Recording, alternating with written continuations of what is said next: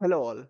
As far as the openings is considered, for a beginner chess player, his goal must be to put two pawns in the center, control the center, develop the pieces, and get the king to safety by castling, develop the queens, bring the rooks to the central file, and start an attack on the opponent.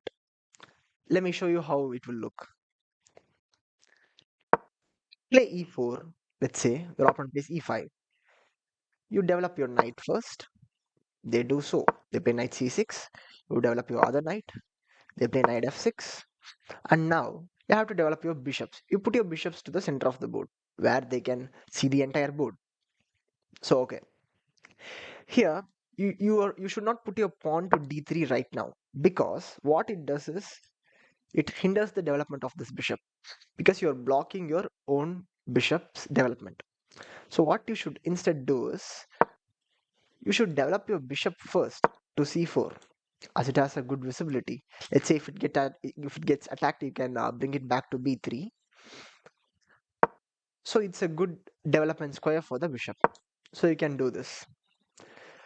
Let's say the opponent plays some bishop b4 or bishop e7. Let's say opponent plays bishop e7. We can play d3 or castles. It's up to your choice, because the position is not so complicated. So you can just castle, I would say. Let's say your opponent also castles. And now we shall put our pawn to d3, because if we go d4, he can take our pawn. But that's also possible. But let's keep it simple. Let's go d3. Let's say your opponent goes d6. You develop your bishop to e3. So as you can see, we developed all our minor pieces before developing our major pieces. We got our knights out first, then we got our bishops out, we castled, and now let's say our opponent plays something like bishop to d7. We can develop our queen either to d2 or e2. I would prefer d2 here, because it's not a big consideration. For example, let's say you go queen to e2. Maybe your opponent could put the knight in the center to d4 and maybe hit your queen. But it's already defended by these two pieces, so that will not be an issue. But just saying, that's how you have to think a bit advanced. So it's better to put it in d2. Let's say your opponent does this move, then you can develop your rooks. Put these rooks to the central files. Say he does something like that, bring your rook. So now the opening phase of the game is complete. So this is how I want you to play. I don't want you to go and attack. Generally what beginner players do is they just tend to go and attack with a single piece or two pieces or something in the opening itself, without developing the king and all of that. That will lead you to trouble. It will cause trouble, because if you're not developed enough, you cannot engage in a fight. For example, if you are into a boxing competition, without equipping all the gears, and if you go and fight, maybe you win, but if your opponent hits you, you may get injured. So similarly, you have to develop your pieces and then go for attack. So don't rush and attack your opponent at the beginning phases of the game. Okay, this is one of the options that you can. And what we can also do is, let's say I will flip the board to the black side. Let's say you play e4, e5. You are playing black. At the beginning stages of the game, what most players do is they try to checkmate you as soon as possible, or they will engage in early attacks. For example, in my previous video, we talked to you about the scholars meet, where the opponent will bring their own queen and will try to checkmate you in 4 moves. If you're careless, you may get checkmated. So what we can do here is, before that, I would like to say something. A queen is the highest value piece. If your opponent tries to bring their queen and attack you, you have to consider two things. One, you should attack the queen, but before attacking the queen, you should look at your position and you should see whether their queen is attacking any of my pieces. Is everything safe? You know? So if you look at that and consider, you will see this pawn is being under attack. Okay, a lot of beginners won't see the lateral attacks. So you have to see this. Okay, this pawn is not defended. This queen is putting some pressure over there and it's also attacking this pawn. So what can I do? Okay, I can develop the knight and I can also defend this pawn simultaneously. Boom, good move. Let's say they play bishop c4. You are one move away from getting checkmated. But don't worry, I will give you an idea. Now, if you hastily play knight f6, you get checkmated. So we don't want that to happen. So what you do, you attack the queen. The best way is to play g6. Hit this queen. Okay. Say the queen goes back to f3. Now you develop your other knight. Let's say he develops his own knight. Now what you do? You jump into your opponent's position and attack the queen again. He has to go back to d1. Now what you can do? You can develop your bishop, and then let's say the opponent does something like this. You can castle. I don't want to delve deep into this position. For as a beginner player, you can just know this much. Because if I go too deep, things will get complicated. So this is a good way to consider how to approach the early attacks by your opponent. So in this position, you can see your opponent has got only two pieces out, but he's also playing white. In the case of black, what you are doing is you are trying to respond to your opponent. You're trying to do uh, a, you're trying to create a response for what your opponent is trying to do. For example, your opponent is trying to checkmate you, so you try to defend the checkmate because in this case he did that. So, but you see, he has only two pieces developed, but we have two knights developed. We have the bishop out. We have castled. We are lead in development. So black is better in this position because he's playing white. He has the first move advantage, but still he is in lack of development. So black is better in this position. So this is a way you can consider and play against these wayward queen attack or the scholar's mate, as people say. Now let me flip back to the white position. Okay. For intermediate players, I would like to say the openings are of two types. Okay, one is setup based openings, the other one is the theory based openings. Okay, what is a setup and what is a theory? Okay, in a setup based opening, what you do is you play in a certain way for whatever your opponent does. Okay, except he gives you a check or he threatens some of your pieces, you play in a certain way. You develop your pieces to a certain square all the time, and then you finish your opening, then get into the middle game phase. That is a setup based opening.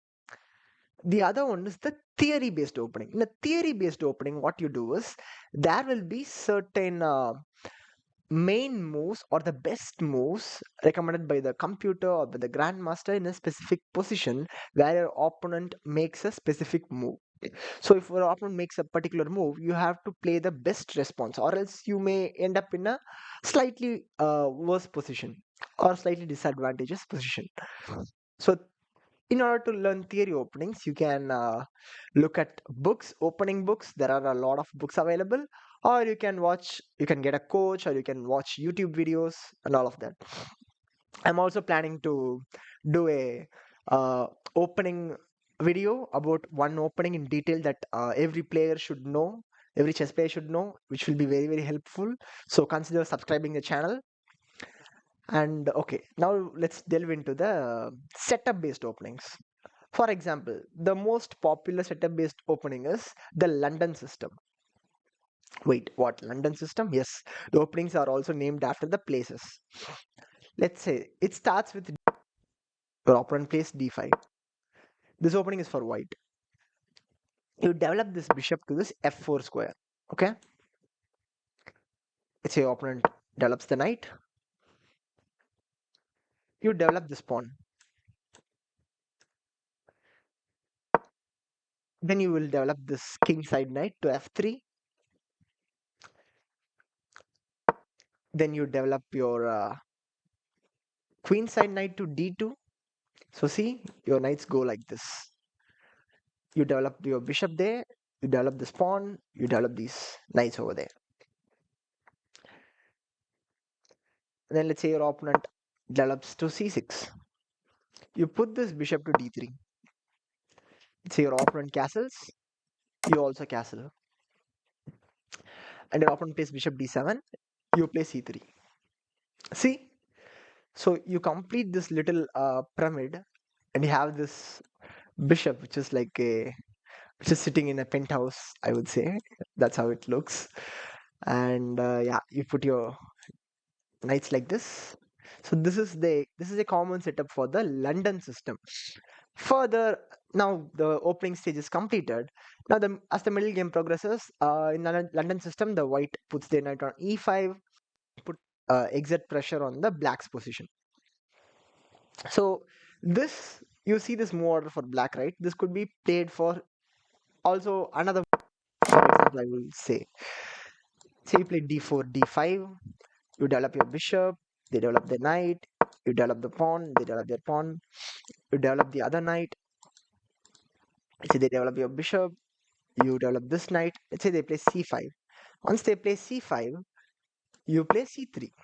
Now there is a slight change. In the previous way, they didn't play c5. They played knight c6. So we developed this.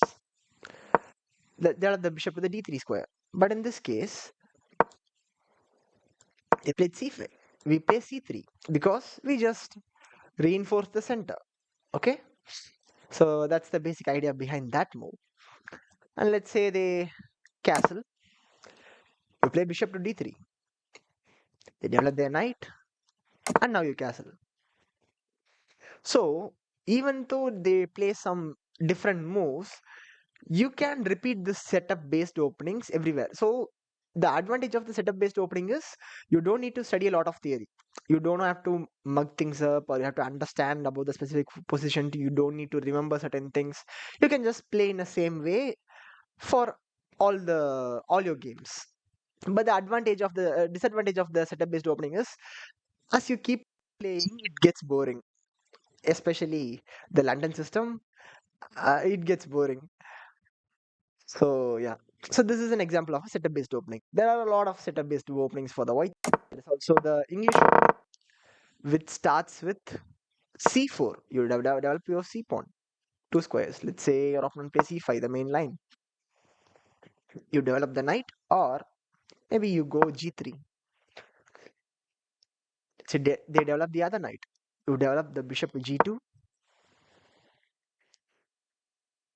They play bishop to c5, and then you play knight to c3, and you control this d5 square in this way. As you can see, you put your bishop on g2, and then you are just slicing up the board. You're dividing the board into half. Sorry about that. You're dividing this, and you are also controlling the d5 square with the knight, and also with the pawn. You are not engaging your central pawn. So this is a slightly different kind of an approach. Let's say they cast. You develop your pawn to e3, and this knight doesn't go there and block this bishop's view. So we want to put this knight to e2, you know, and then we would like to castle. It looks something like this. Let's say front goes d6. You go and develop your knight to e2. Say they develop the knight to c6. You castle. So this is another kind of a setup based approach that you can think. But English opening has a lot of theory also. But this is one of the easiest setup variation of this particular opening. Let's flip the board to the black side. So I already said for black side there is not that many options for you to do. Okay, because you have to respond what your opponent is playing as white. Let's say he plays e5. You have to respond to this in a particular way. Or let's say he plays d4. You have to know something like maybe d5 and e6, the queen's gambit declined or something, or maybe e6 and developing a pieces like that, or maybe developing your knight and playing a Trumpowski kind of a setup or something. Maybe your opponent goes bishop to g5.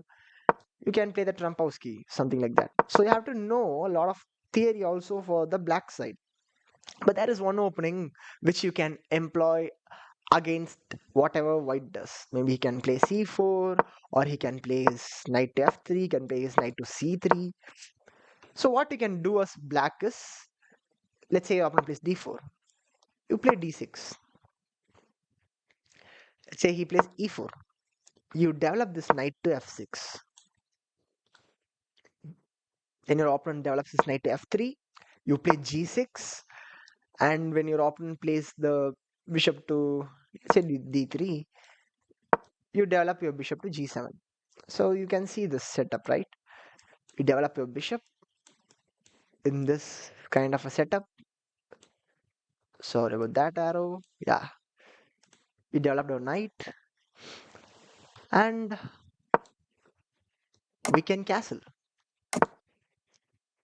So we have completed the development of our king side, and this is known as the king's Indian setup. This could be played literally against anything. In this case, the theory goes like it's a peer's defense, but it's basically a king's Indian setup. Okay, so the it's easy. This is known as the fianchetto. Okay, you put your bishop like in a lighthouse tower or something where he can just see yeah, he's sitting in this lighthouse, he's just looking at the board.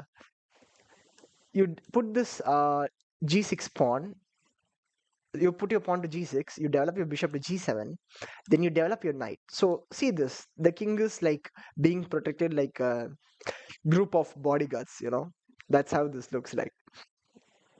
So this is the king's Indian setup. You can employ this setup based opening to many openings. Then you complete this opening by putting it to c6 and then trying to play e5. Like let's say your opponent goes bishop to e3. You can develop this bishop, pin this knight to the queen. Okay, what is a pin? You want to know what is a pin? It's a common tactical pattern which occurs that uh, you just disable the movement of a piece, because if they do so they may lose a higher value piece. It's a tactic which I will cover in detail in a separate video. Do consider subscribing the channel and like the video, so I will post more videos about that. Okay, you just develop this bishop for now, and then you try to play e5, and you just fight for the center. Then the game goes like you can develop this knight back, then you can play f5, and you can expand on the queen side, king side for the king side attack. So that's why it's a king's Indian setup. Okay, this is an option for the black as a setup based opening. For theory based opening, let's say you play e4. Okay, you play e4. You should know a response against e5. You should know a response against the French defense, that is e6 and d5. You should know a response against the Sicilian, and you should also know a response against the Caro-Kann. You should also know a response against the Scandinavian. Don't get afraid. So theory openings, uh, you have to know a lot of theory, which as a beginner player it's more difficult to do. But once you become an intermediate player and you have a certain knowledge and experience about the game, you can easily understand. So what I will do is, for now, if you are a beginner player, you just play setup based openings, and you just analyze your games. And for theory based openings, I will be posting videos about one specific opening, covering a theory of that opening, which you can memorize. If you're an intermediate player, you can know all the ideas behind that opening, and you can successfully play that opening. So that is another way of doing it. For example, let's say your opponent plays Sicilian defense. Your opponent can play a ton of Sicilian depending on what you do. Let's say you play knight f3. Okay, he can go knight c6, or he can go e6, or he can go d6, which lead to a lot of Sicilian. Like let's say you play knight c6. Let's say he plays d6, you play d4, they take, you develop the knight, you develop your knight defending this pawn. He can go a6, which is the knight of defense, or maybe he can go g6 and put the bishop there, which is a dragon Sicilian. Or even in this position, maybe he can go e6 and try to play a6, queen c7, knight c6, which is known as the Paulsen attack variation or the Khan Sicilian. Or he can go e6 and queen c7 and play knight c6, which is the Taimano variation. There's a lot they can do. They can go knight c6, uh, e4 c5, knight f3, knight c6, d4 takes. Here he can play the knight f6, the Sveshnikov, or they can play the Kalashnikov Sicilian. They can do a lot of things. So Sicilian is one of the most theory dense opening, you know. So before you play e4, you should know weapon against the Sicilian. Maybe you play something like knight c3 and you try to play f4, the Grand Prix attack, or you play g3 and develop this bishop to g2 and play a closed Sicilian. Okay, so these things I will cover in the future videos, so stay tuned and subscribe to the channel. And yeah, so before playing e4, because e4 is mostly a theory based and a tactical opening, so you have to know your theory well before doing that. So that's all for the opening, and thank you for so much.